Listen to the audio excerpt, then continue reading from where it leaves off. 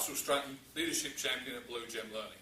I work with organisations just like yours to help transform average bosses into great leaders, to help them facilitate improved performance for both individuals and teams. In the last vlog, we were talking about influencing at work and looked at this particular model about influencing in 4 directions. At the end of that vlog, I talked about the secret being understanding what our power sources were and how we could leverage power. So that's what I want to focus on today. So if we look back at this model, if you remember, we have this sort of traditional top-down approach, where we're influencing us as the manager and we're influencing individuals within our team.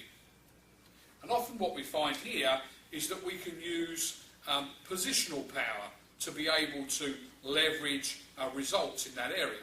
And by positional power, I'm thinking about we have reward, and also if we look to the other side, coercion. The classic carrot and stick. If you do this and it goes well, then I reward you. If you don't do this, then there's some way of being able to correct that with the individual. And that's probably the most traditional approach.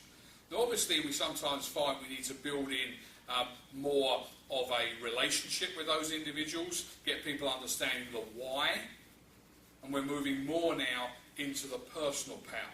But certainly this positional power works down here. But positional power doesn't work as well, particularly if we're thinking about external partners and peers.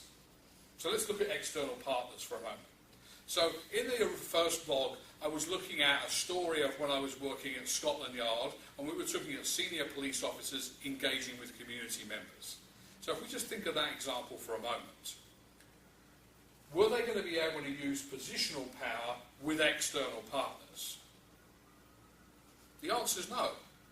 I can't get you to do something on a reward or coercion basis because you don't work for me. So what they realised pretty on is one thing we can't do is actually be able to use what we traditionally have used. So I mentioned personal power, and this is where they had to make a switch between position and person.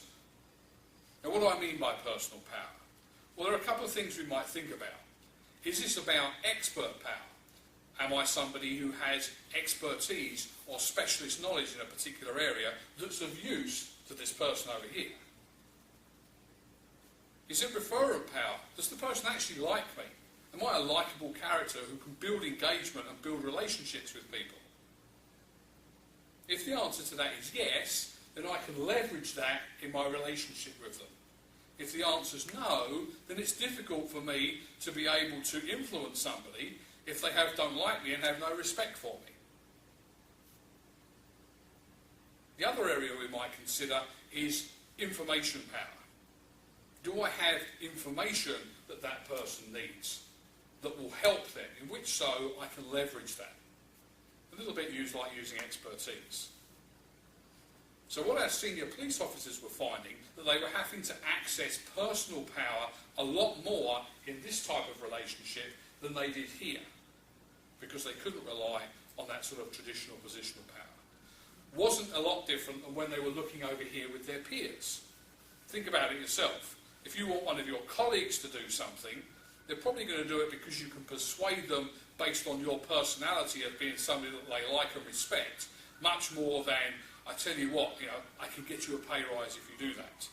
They'd probably love it if you could, but the reality is you don't have within your gift to do so. And if you're thinking about the relationship you have with your boss, you're not using positional power at all. Everything is personal, and typically it's based upon your level of expertise, your level of connection, and the information that you know. If your boss believes that you're somebody who is good at their job, who is able to deliver results, and is able to move the organisation forward, then they're more likely to allow you to influence them. If they don't, are they really going to give you the time of day or the airtime? Probably not. So the thing for us to think about in here, if we look back, is think about ourselves in our relationships that we have at work. How do we sit when we talk about positional power?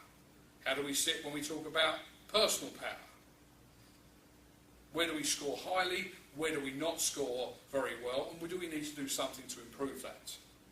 So a lot of the work that I said that I do with clients is helping them work out what their levels of power are and how they can actually leverage this with the various people that they're having to influence, and coming up with practical strategies to do so.